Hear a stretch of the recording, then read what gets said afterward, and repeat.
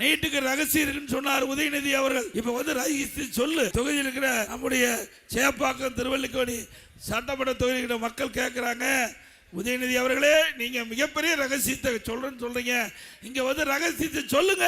தங்கமலை ரகசியம்னு ஒரு படம் இருக்கு. ராஜாவுக்கு காது பெருசா இருக்கும். அப்போ அவருக்கு வந்து சிகை அலங்காரம் செய்ய ஒருவர் போய் சிகை அலங்காரம் செய்யும் போது அந்த காதை பார்த்துருவார். பார்த்து பதிஞ்சு போய் என்ன செய்வது என்று அறியாம மனைவிட்டு போய் இப்படி ராஜா காது கழுத காதுன்னு சொல்லுவார். உடனே அவர் மனைவி வயிறு வீங்கி போய் அப்புறம் அதை எப்படி வெளியே சொல்லி ஆகணும், உயிருக்கு போராடிட்டு இருக்காங்க.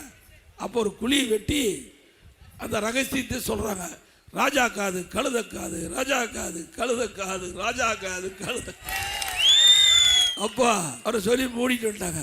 அதுல ஒரு மரம் முளைக்குது. மரம் முளைச்ச பிறகு ராஜா வந்து ஒரு விழா நடத்துறாரு. அந்த விழாவுக்கு மிருதகம் பண்ணணும் அப்படின்னு ஒரு கட்டளை இடுறாரு. அப்ப அந்த தளபதி புதிய மரத்துல அந்த மிருதகம் செய்யவேன்னு சொல்லி இந்த ராஜா காது கழுத காது ரகசியம் சொன்னாங்களே, அதுல முளைத்த பெரிய மரத்தை வெட்டி அதுல மிருதத்தை கொண்டு வந்து அவர் அந்த விழா நடத்துகின்ற பொழுது மிருதத்தை அடிக்கிறார்.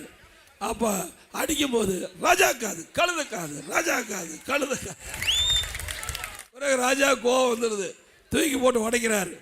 அப்படியே தெரிச்சோடி எல்லா உதிரிப்பாங்களும் அதில் இருக்கிற அந்த தவுல் இருக்கிற உதிரிப்பாங்கெல்லாம் ராஜா காது கழுத காது, ராஜா காதுகளை குதிச்சு குதிச்சு பேசுது. துணை முதலமைச்சர் இந்த பகுதியில் ஒரு ரகசியத்தை சொல்லிட்டு போய் ரகசியத்தை இதுவரைக்கும் வெளியிடல, வெளியிட்டா அந்த கதை மாதிரி ஆயிருமோ என்று அச்சம் அவருக்கு இருக்குன்னு நினைக்கிறேன்.